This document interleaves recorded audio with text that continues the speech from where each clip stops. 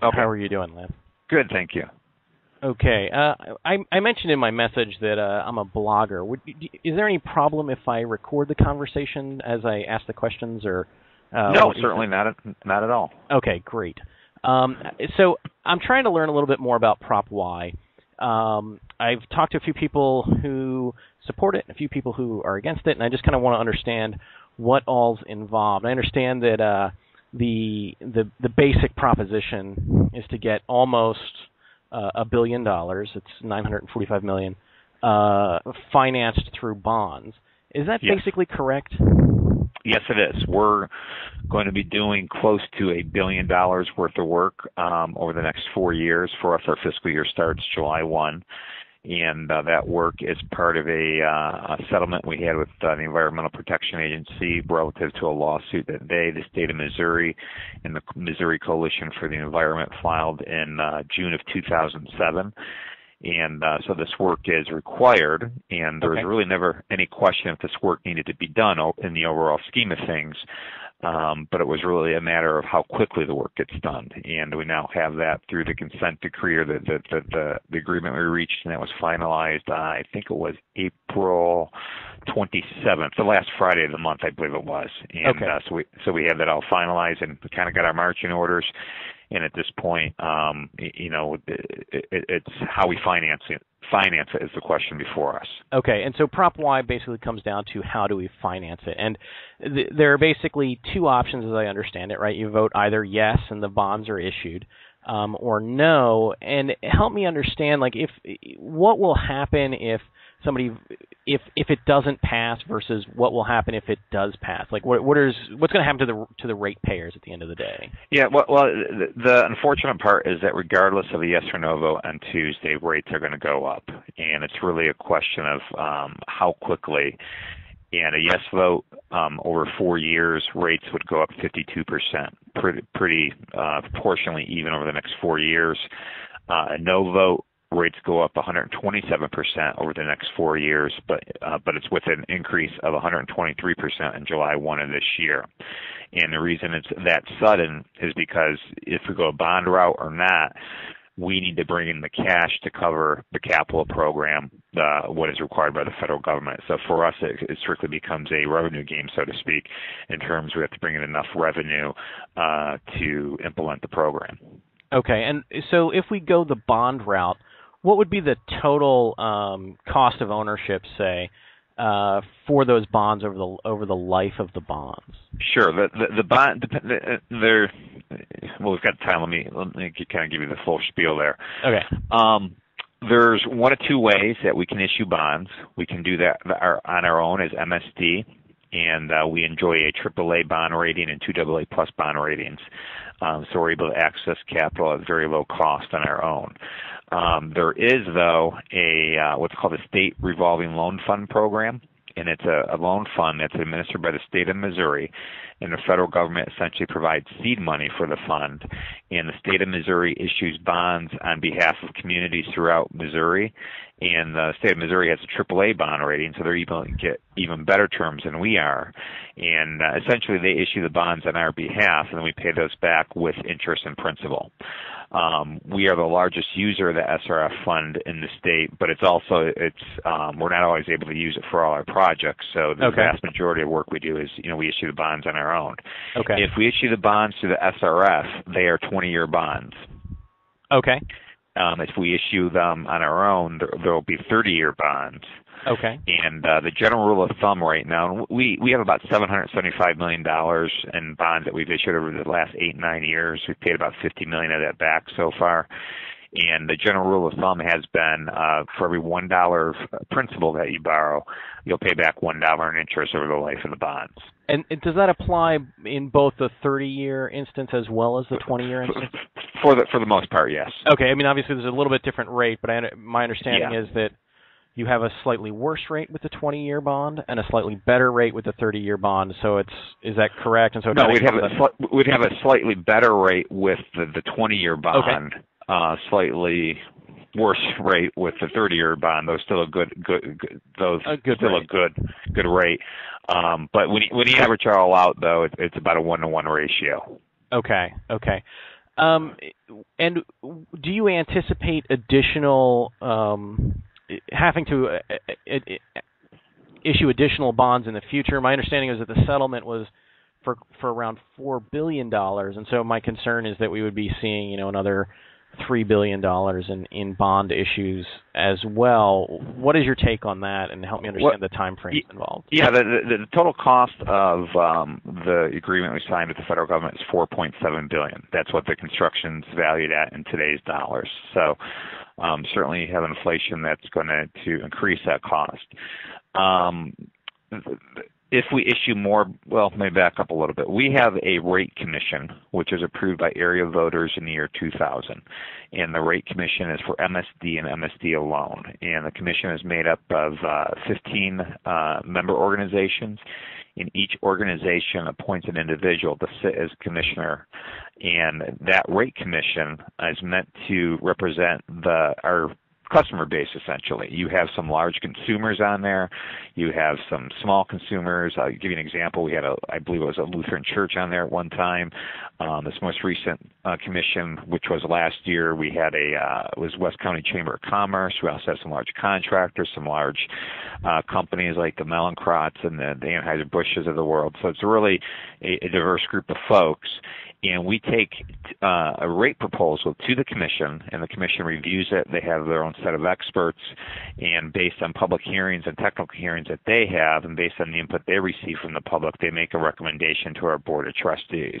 Okay. So I can't answer 100% what's going to happen in 4 more years, because we're doing this in a 4-year bite, so to speak. But when we took to our rate commission last summer, the proposal we're looking at now, I think it's fair to say that what they heard was utilize the bonds. So the commission made some changes to the recommendation, made a recommendation to our board of trustees, and we're on the route we're on now. Now, 4 years from now, we're going to be presented with, do we use additional bonds? I mentioned earlier we've already paid back $55 million. We'll probably pay back, let's just say for the sake of argument, another $50 million between now and the next rate commission cycle. It will certainly be considered by the commission, I can imagine, that do you use that amount that we've paid off? Or do we issue bonds beyond the $1.7 billion that we would have if the bonds are approved now? Our feeling is that if you get beyond 1.8 billion, there's probably a risk of a downgrade to our credit rating. And it's really conjecture. I'm not saying we have any hard data that shows that, but you start to get into that gray area. And I think certainly what we've seen in the last few years with the rating agencies and the way they have rated different organizations, it's hard to get a feel for what they will do in a hard and fast way. But we really do feel we get into a gray area that if we issue more than $1.8 billion, we need to start paying more attention to our credit rating. But these are all things that the commission is going to have to consider in 4 years. I can tell you, though, certainly at some point we need to switch over more to a cash basis where we pay for less of the program through the bonds.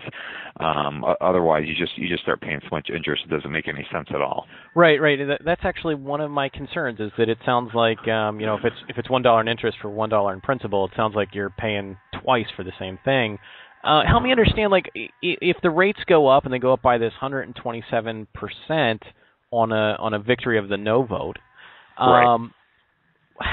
For what duration, for what term would rates remain at that higher rate? Like, is there anticipation that the rates would have to come back? And if so, when would that occur? Yeah, going back earlier to that, keep in mind this is strictly a revenue generation process for us. Right. Once we get to $65 a month, which is the average rate with 127% increase, that is probably where we need to be to cover the requirements of the consent decree, to cover our operational costs, and to cover the bonds we already have outstanding. So we estimate that rates, with the exception of inflation adjustments, probably would not go that much higher. Now there may be, 1 year, we may be scheduled for $250 million worth of construction and find ourselves the next year 350, and it comes back down. So there may be some blips like that in there.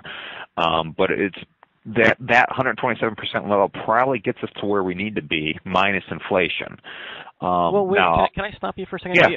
Are you saying that if that 127% bump to the $65 a month average ratepayer bill would essentially cover the $4.7 billion of the consent decree at the end of April over the term over like 20 or 30 years? Yeah, because the program at $65.15 a month, which is what it would be in 4 years at 127%, that brings in enough cash to cover what the average of our capital program will be for each year, the 23 years, to cover what our operational expenses are, to cover what our current debt obligations are. Okay. Now help me understand. Does MSD have a preference for one way or the other?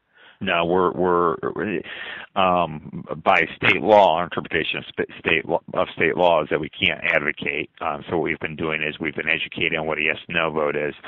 So for that reason, we have no opinion. But also, if we were to tell you our personal opinions as well, I think to a T, we'd almost say we're very agnostic about the situation. Because from your perspective, it doesn't really matter. It's just the work needs to be done. It doesn't matter if we. Yeah, the work needs to be done, but at the same time, when you look at the ramifications of a yes vote or a no vote, right. There are certainly very worthy pros and cons on both sides of the coin, and right. It's hard to discredit factually or emotionally any of those arguments for or against. I mean, I look at it let's look at it for instance from the perspective of someone on a fixed income or someone who has a small business or a large business like an Anheuser-Busch. Right. How do you manage a 123% increase that takes place in 6 months, or excuse me, in 6 weeks? On the flip side of that comes at an extreme cost. Over the next 4 years, we will spend, if we issue the bonds, over the next 4 years, we will spend $312 million on interest alone. That is, relative to the 4.7, it's a huge chunk of money. So, buying the convenience of having rates lower for the short to midterm, buying the convenience of having those rates implemented gradually comes with a cost, and it's an interest cost. And the economists will even tell you that the bond way is the better way to go from a jobs perspective because it's an increase you're able to plan for then. It's implemented gradually, and you essentially concentrate less wealth in one aspect of the economy than if you generate all that cash need up front.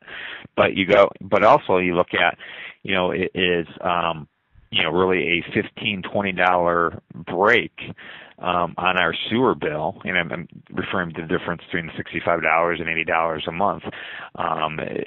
Is that worth $320 million over 4 years, or $312 million in interest over 4 years, and obviously hundreds of millions more? It comes with a cost.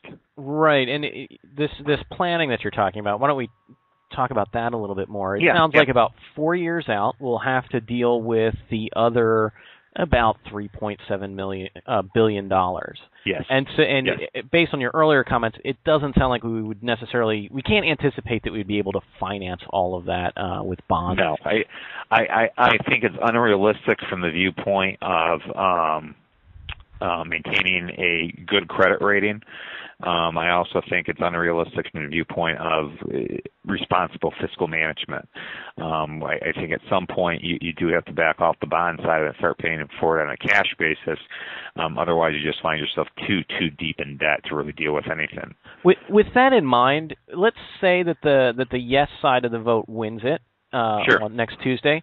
What would you anticipate rates to go to, the average rate to go to in 4 or maybe 10 years out, maybe even 20 years out? Sure. We've been very public for several years. We did some projections a few years ago based on the information we had at the time, and what we were missing really was what the timeline for the work was going to be, 23 years. But we had to go through and do a regulatory required plan for part of our overflow or for part of our collection system.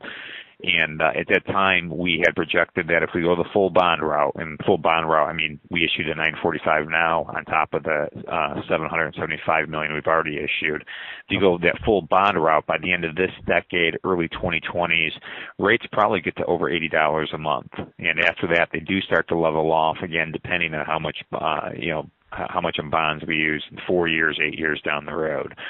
Okay. So it sounds like the options. So if no wins it, you're looking at probably 20 or more years of $65 average rate. Whereas if yes wins it, you're looking at a lower rate today. And remind me, what would that rate be for the next 4 or 5 years? Was it? I lost you there. Which rate were you asking for? Oh, if the yes vote wins next Tuesday, then the rate that we should anticipate on July 1 or early July, the average rate would be about what? 31.34 if Proposition Y wins. Okay. If Proposition Y loses, it would be 64.15 on July 1. Okay. So that's really the big difference right there. Yeah. That's really the big difference, and that's why I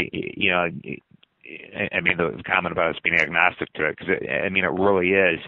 You get it if you're a small business owner or a large business owner, and you understand what that increase does to your budget. If you're in a fixed income, at the same time, if you're looking as somebody in your 30s or 40s and you plan on being on this earth for several more years, you also recognize that that's a lot of money and interest that doesn't pay for any capital projects. Exactly. And that's kind of the trade-off that we're faced with. Yeah. Help me understand, like you mentioned earlier that MSD can issue their own bonds. Do you have to work through a financial institution to do that? How does that work?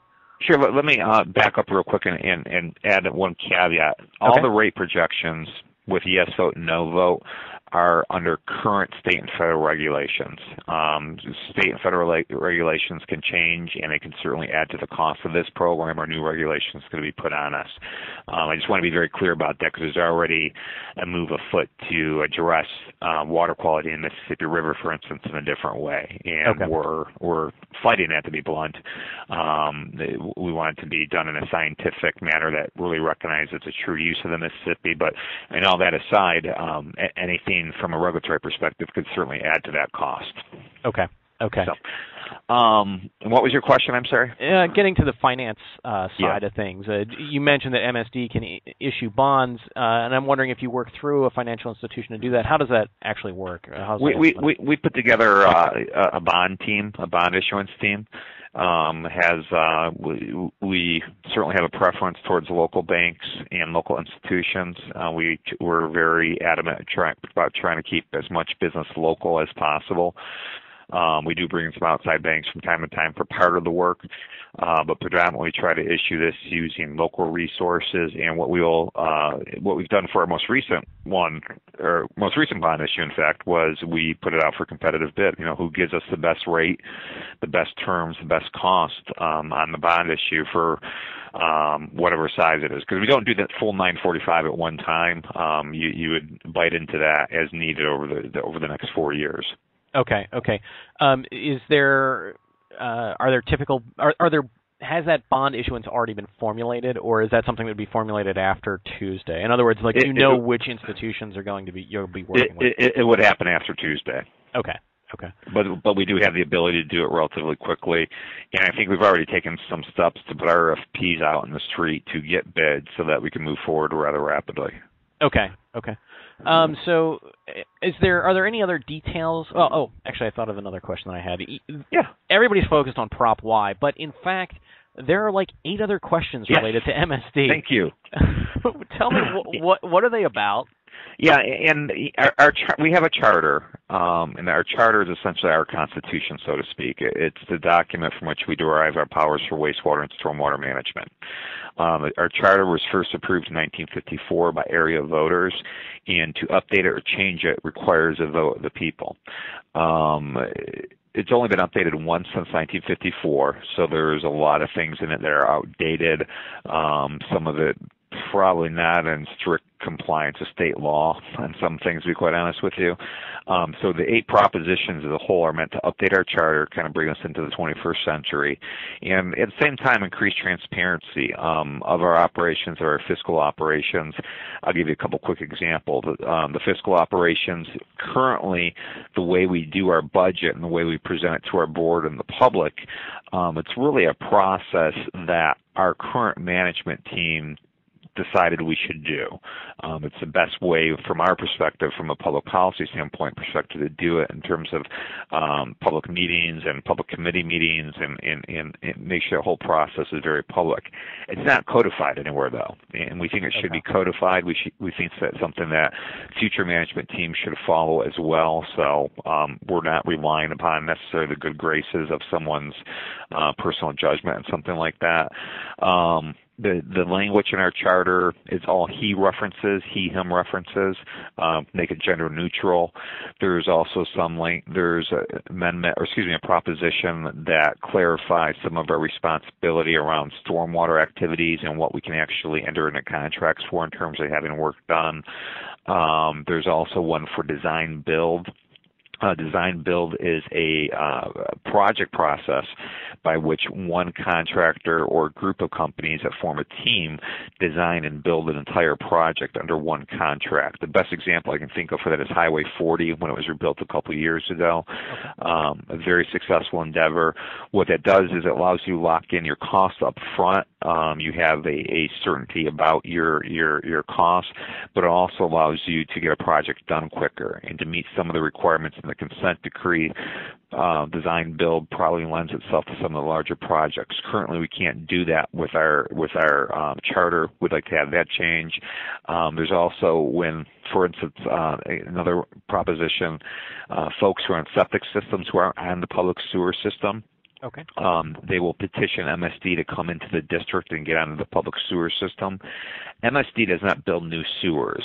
If a developer comes into our area and develops a piece of property, the developer actually builds the sewers and then deeds them over to us for maintenance and operations.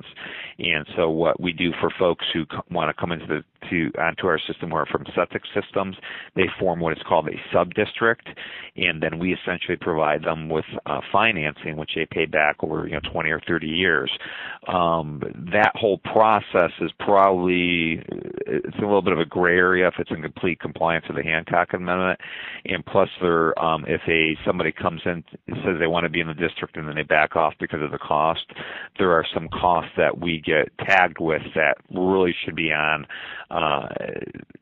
footed by those seeking to come into the district. So it's to change that, but overall it's to modernize the district, bring our practices in the 21st century, and just increase our public transparency. Are any of those additional propositions related to Prop Y? I mean, or are they sort of unrelated to Prop Y? They're essentially unrelated. We don't need them. They're not must-haves.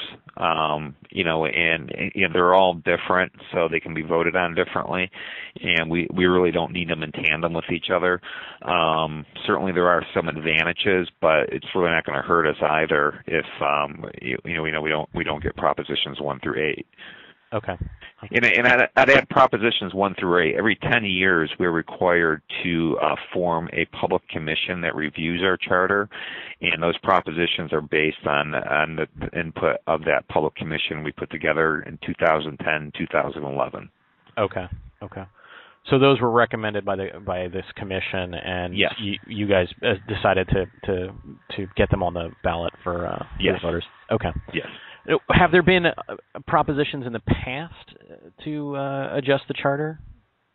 In 2000, there were a series of charter changes at that time. One was the creation of the rate commission. Another was the ability to issue revenue bonds, such as we're proposing through the June 5th election. I don't recall the other ones. I wasn't here at that time. Okay. But some of these ones that we're putting on the ballot next week were kind of leftover ones that didn't get on the ballot last time because there are just so many of them. I mean, there are probably still a good dozen propositions that we left off the ballot that we recognize you do one thing at a time. Yeah, exactly. Yeah. You mentioned the Hancock Amendment. Could you talk a little bit about what the Hancock Amendment is and how MSD is maybe in a gray area with respect to the Hancock Amendment? Well, it's not a lawyer, but when you look at the Hancock Amendment dictates that fees are, if it's not, if an increase is not approved by a vote of the people, you can't increase taxes. And for many years, MSD's fees were considered taxes, and we went through a number of legal machinations over the last 20 years to get sorted out. If it was a fee or a tax, we now charge based on the amount of water usage an individual customer has. So we are a fee-based service. We're not a tax any longer. But as far as how taxes are levied and how costs are borne, we're probably in a little bit of a gray area relative to the Hancock Amendment in terms of how we create those sub-districts. The specifics, again, I'm not a lawyer, and I'd have to get into it and get you something more detailed. So you mentioned that you bill based on water consumption? Yes. Living in the city, I'm sure that my monthly rate is the same. Like it's based on like the number of sinks, rooms and closets. Exactly. So, so you're using an approximation of consumption? Well, we get water data from the water company. We're separate from the water company. In the county, it's Missouri American Water and Kirkwood Water, and they're metered accounts. So we use the winter quarter water usage because that's the time of year in which essentially most of the water used goes into the sewer. So we use that as a basis for residential bills. In the city, correct, it's based on the number of rooms and closets, what have you. When you look at that though, each room has an assumption around what the actual water usage is. So it represents, there's a number that's actually associated with that that we use to calculate the bills. Okay. So I know this isn't accurate, but just for example, I think it's, each sink in a home represents 5 gallons of water per day. Okay. Is what it is. So it equates to a certain usage. Okay. Well, that's all the questions that I have for you, Lance. Are there any other closing comments or closing remarks or things that you think I might have missed, or you'd like to? No, I just I think it's important that people think through how they're going to vote on Tuesday. As I mentioned, on Proposition Y, certainly both sides of the coin have validity, and I think this is part of why our rate commission wanted us to put it out there, because it is such a important public policy question that it's important that the public decide this for themselves.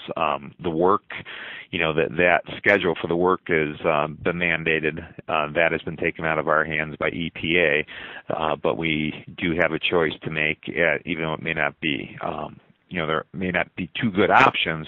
We do have a choice. We have to make a decision we have to make on how we finance this going forward, and certainly both sides of the coin does have its pros and cons. Okay. Thank you, Lance. Absolutely. And if you need anything else, give me a shout. And we also have information on our website as well. Okay. Thanks. All right. Thank you. Take care. Bye-bye. Bye.